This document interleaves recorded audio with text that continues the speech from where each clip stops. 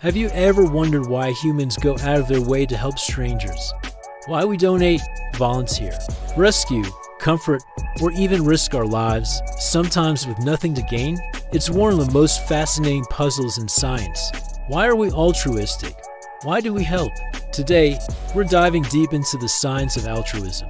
From the biology hidden in our DNA to the neuroscience inside our brains, the psychology that shapes our decisions, and the cultural forces that make kindness universal.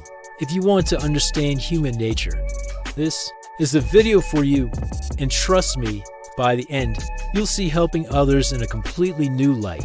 But first, what exactly counts as altruism, and is it really possible to be completely selfless?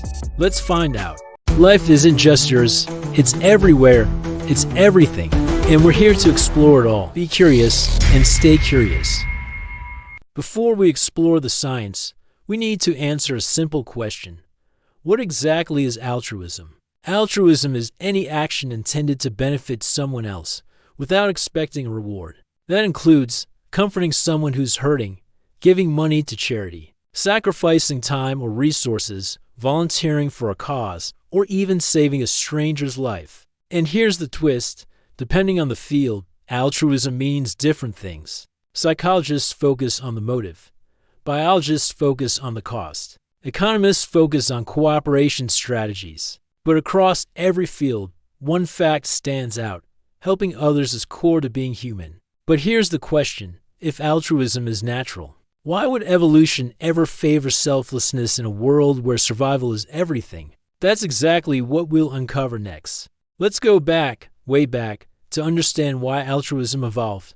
On the surface, it seems odd. Evolution favors survival, right? So, why would any animal, especially humans, sacrifice resources or take risks for others? Turns out, evolution actually has a few clever tricks to make altruism work. 1. Kin selection. You're more likely to help family because they share your genes. Protecting siblings, parents, or children is, in a way, protecting yourself through shared DNA. 2. Reciprocal altruism. I'll help you now.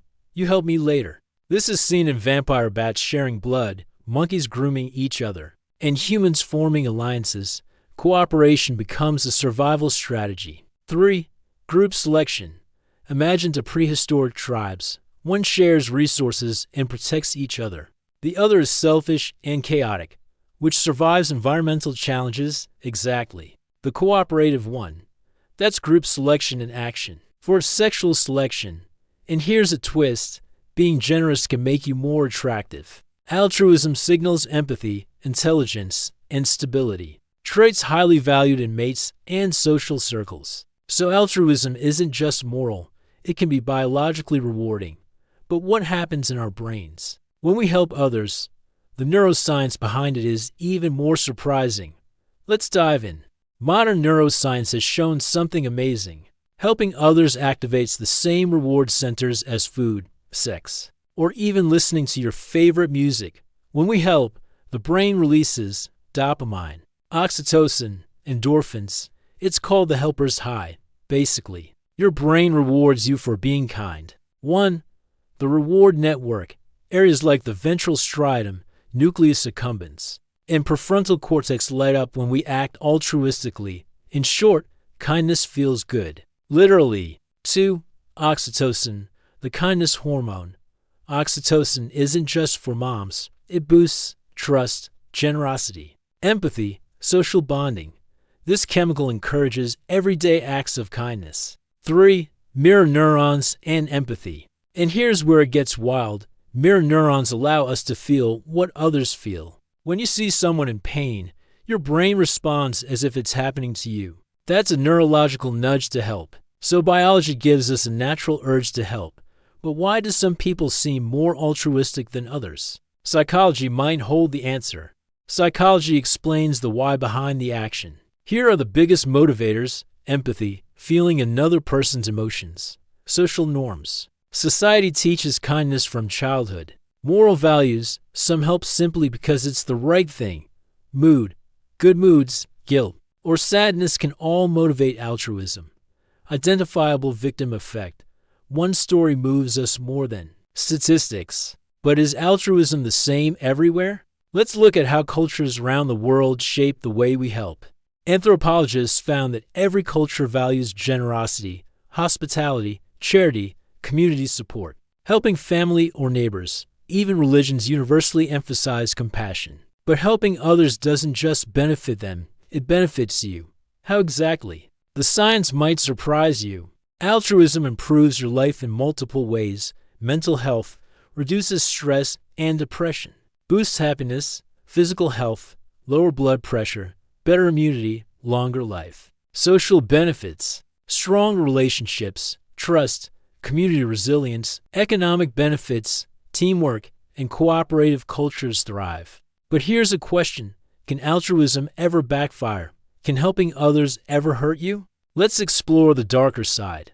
Altruism is powerful, but it's not perfect. Potential pitfalls: compassion fatigue, burnout, being exploited, enabling harmful behavior, losing personal boundaries. Even kindness has a limit. Understanding it helps us stay effective. Still, one of the biggest mysteries remains: why do humans help strangers they'll never see again? The answer is fascinating.